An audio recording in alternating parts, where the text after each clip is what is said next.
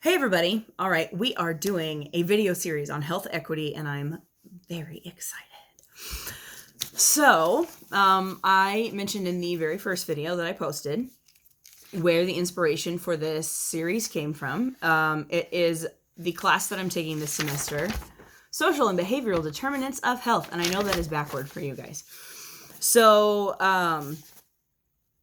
I have my notes. I scribbled a bunch of stuff down for school, and then I scribbled a bunch of stuff down for this video. So I'm very excited to be able to share this information with everybody.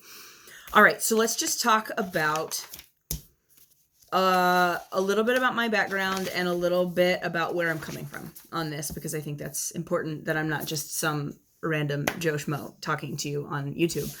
So I've been a personal trainer and a nutrition and wellness counselor for 11 years.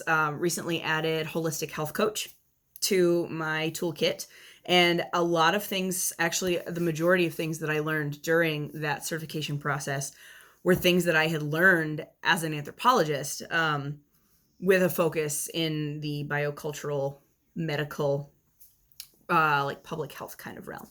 So that was really exciting to see that much overlap. And then again, going through this material this week for class, I saw a lot of other overlaps with the wellness dimensions series, or with the dimensions of wellness, which we did a series on with my dear friend Nancy. Nancy, if you're watching this, hello. And thank you again for doing that series with me. If you haven't watched it, you should check it out. We talk about the 9 different dimensions of wellness, and we actually break down physical wellness into 2, so you get a bonus video, because we talk about nutrition in one and then physical activity and movement in the other one. So anyway, as I was going through the notes, this nice little diagram popped up for the determinants of health, and we use this in anthropology and in public health. And there, you see the little tick marks that I have? So the ones with little tick marks directly overlap with the 9 dimensions of wellness that we talk about and deal with daily in the health and wellness field. And then the other ones down here that don't have little tick marks could have all these obnoxious arrows going in every direction that indicate some sort of overlap. So I think it's awesome that there's that much overlap, but there are also different perspectives to take, because now I can integrate those 2 fields, anthropology, health and wellness. I can integrate them even more, and I think that's amazing. All right, so now that you know a little bit about me, and that I'm not just some random person talking about this, this is actually something that I have a lot of professional experience in, a lot of personal experience with, and also a fair amount of academic experience with. So let's talk about some definitions, some timelines, and separate the difference between equity and equality, and then talk a little bit more in depth about what health equity is with some real life examples. And I'm going to try and keep this video short, because I actually posted a 30-minute video yesterday and was like, that's too much. Like, we covered a lot, but it was too much. So we're doing this again, making it better. Okay, so in 1948, the World Health Organization put out this definition of health: the state of complete physical, social, and mental well-being, not merely the absence of disease. So you guys have all heard the thriving, not just surviving, or the opposite, unfortunately, is more true more often, is I'm barely surviving, I'm not thriving. So the WHO putting out that definition in 1948. That was not the beginning of this battle for health equity. That was a statement, a step in the right direction, a marker of progress toward health equity in 1948. So we still have a long ways to go, but we're getting there. All right, so let's define, first and foremost, health disparities. Again, I am a huge believer in, if we understand what's going on, that means that we will be able to deal with our circumstances a little bit better. The whole knowledge is power thing. Not power in a I'm going to control you kind of way. Power in like I have power over my autonomy. I can advocate for myself. I understand what's going on, instead of just, being told, don't ask questions, take these pills, or, move more, eat less, lose weight, blah, blah, blah, all of the standard things that we hear all the time that are not necessarily helpful. So the more we understand, the more we can help ourselves, the more knowledge we have, the more power over our health that we have, and the more power that we have to improve our health in all dimensions.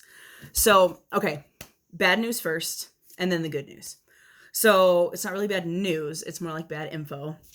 Health disparities. I'm going to read this definition and then break it down a little bit.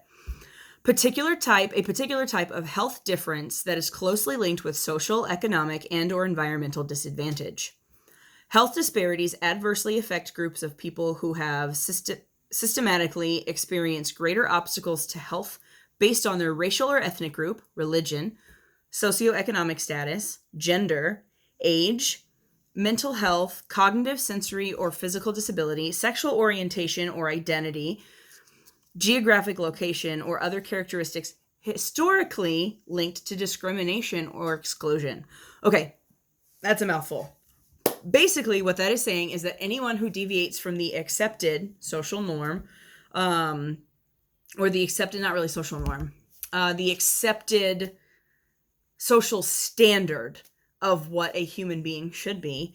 And I know you've all heard this in the media. Unfortunately, it is very, very true, especially in the medical community, is that a white, cisgendered, heterosexual, young male is the standard. And then in the realm of health,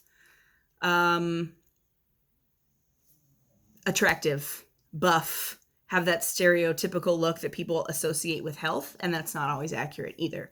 So anytime you deviate from that, no matter, and there are degrees of deviation, anytime you deviate from that in any way, you a lot of times are met with discrimination or exclusion, and that's not okay. So that's what we're going to talk about. So that way, when you realize these things, instead of thinking, oh, this is what I've experienced my whole life, this is just how it goes, you can go, wait a minute, no, this is a health disparity. You don't have to say that out loud. That's okay.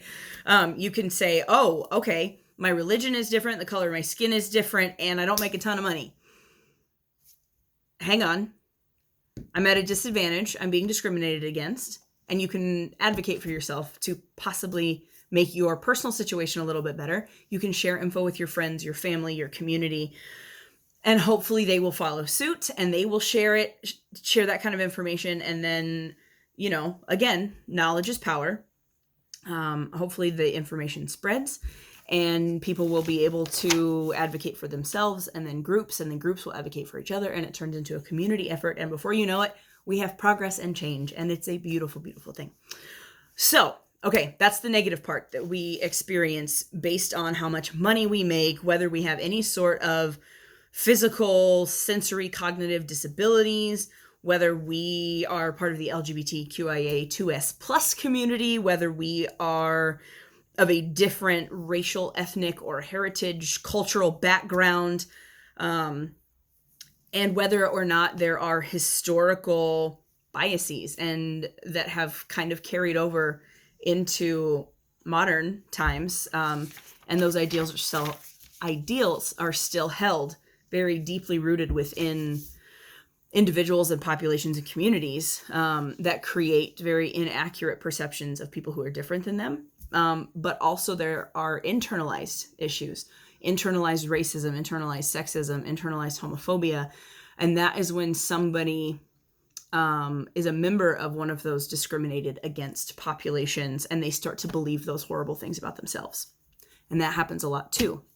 So that's kind of a self-awareness angle we can take with this. Okay, so now that we know what the bad stuff is, we have identified what the problem is, a little bit of where it came from. Most of them are very, very old misconceptions about people who are different than what the acceptable norm was when those ideals started. So it's a historical overlap and it just persists. So now that we know what the problem is, where it came from, and then we're going to talk about what the ultimate goal is. And then moving forward, we'll be able to talk about how to reach that ultimate goal based on the foundation that we've laid in this video, understanding what the problem is, where it came from, we'll talk about how to fix it. Okay, health equity. This is the ultimate goal. Well, we'll get to that. Equity is the goal right now, but eventually total inclusion is the goal. And we'll talk about the differences here in a second. Okay, so equity, health equity is the attainment of the highest level of health for all people. Achieving health requires valuing everyone equally with focused and ongoing societal efforts to address avoidable inequalities, historical and contemporary injustices, and the elimination of health and healthcare disparities. Okay, that last part, the elimination of health and healthcare disparities. We want to get rid of all the bad stuff that we just talked about, all of the unfair stuff that we just talked about. But we can't just get rid of it. We have to replace it with something better.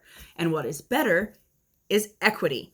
So I know that we've all heard the word equality, because equality was the big fight, the big push, what we were trying to create. I think I like the word creating equity instead of fighting against disparities, which I guess it's both. We want to fight against disparities and create equity, because create kind of, it gives us this, or for me anyway, it gives me this feeling of an opportunity to create this really beautiful, inclusive thing for people, a society for people.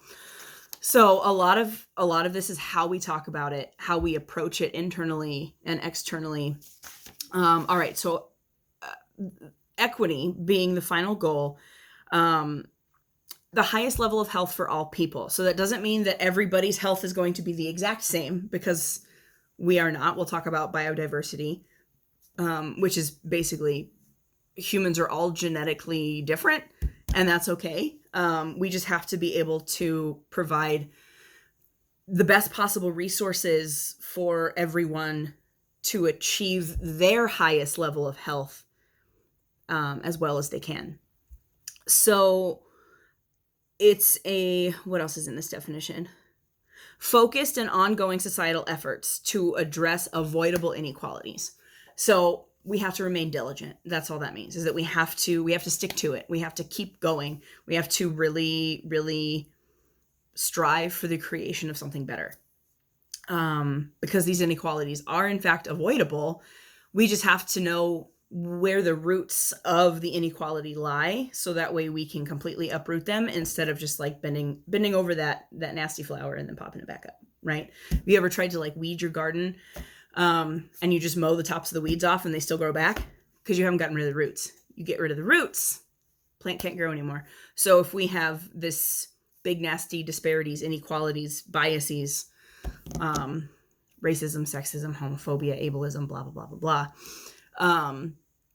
Plant that's growing, if we just, mow it down, it's still going to keep growing. But if we identify where the roots are and we figure out how to uproot those really nasty ideas, then we can replace them with a nice, beautiful, pretty plant that we all love and can be a part of nurturing. So I realized that was kind of a literally flowery metaphor, but I think it works. So, and the key is to remember that a lot of these issues are not only contemporary or modern, everyday that we're living right now. Where they came from was historical. So a lot of those roots grow really, really deep, and a lot of them are going to dig in. So we have to figure out how to combat the digging in. And I think a really good way to approach that is, instead of yelling and screaming at people and trying to convince them to come to where you are, you go meet them where they are. And, oh, my hand got real close. I didn't know it was in the line of the camera. But I'm going to use it. So instead of, no, you come to me, I'm right, believe what I believe. Because you're both just going to stand there shouting at each other, and it's never going to get anywhere. So you meet them where they are and you start a conversation. You develop that relationship, and eventually you can come to common ground, or you realize this is a lost cause and you move on to somewhere else, to someone else, to figure out, all right, where are my efforts best focused to make a change toward health equity? Okay, so why this is important is because right now, and we'll talk about the definitions of equality and equity in the next video, so this isn't super long again. This is important because in the world of health and wellness, well, first and foremost, health and healthcare resources, which are like food, educational opportunities, just general knowledge, the respect of a primary caregiver. A lot of times those aren't always accessible to people of color, the LGBTQIA2S plus community, anyone with a religious belief that isn't Christianity. Like, I'm not trying to like put down any population. What I'm trying to say is this is the accepted societal norm. And if you deviate from that, a lot of times you're discriminated against. And the problem this leads to is that if a community doesn't have money or resources, including clean water, housing, access to food that isn't so overly processed that you're just basically taking in chemicals, that their health starts to deteriorate. And when health starts to deteriorate, the more you need to see a doctor. Well, the more your health deteriorates and the more you need to go see a doctor, the more expensive that gets. The more expensive that gets, the more money you spend, and then the less money you have to spend on resources that you already don't have access to. So it's just this never-ending cycle. What we're trying to do is stop that never-ending part of the cycle and turn it into a productive and inclusive, equitable cycle. So this is super important because women are also discriminated against a lot of times in the health field. There's a lot of conversation about this particular topic going on, and unfortunately, politics are always involved in health and wellness decisions that are made as far as communities go and business decisions and things like that. And they don't always end up being for the benefit of the individual. So if we can do a better job of advocating for ourselves by having the knowledge of what's going on, that will help us to hopefully spread that knowledge and start to create waves and make moves in the community, especially in the health and wellness world. And I will touch on the wellness thing really quickly.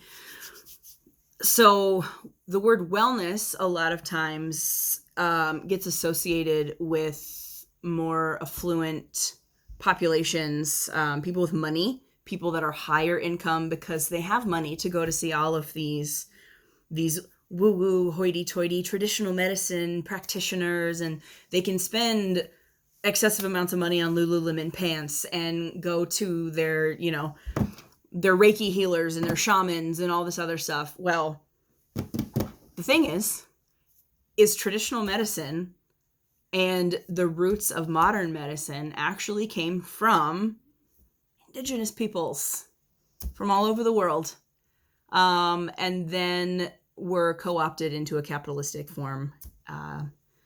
Lots and lots of things happened, and boom, here we are. Modern medicine with its roots in traditional medicine and natural healing, things that we can do for our own health, our minds, our bodies, our souls, that were taken away and then changed so that way only people with money have access to them. So that is what is particularly irksome and also makes zero sense to me. I mean, it makes sense, but it doesn't make sense. So that's why I'm making these videos, is so that way people have access to at least the knowledge of what these types of things can do for you. I'm going to do a traditional medicine series at some point.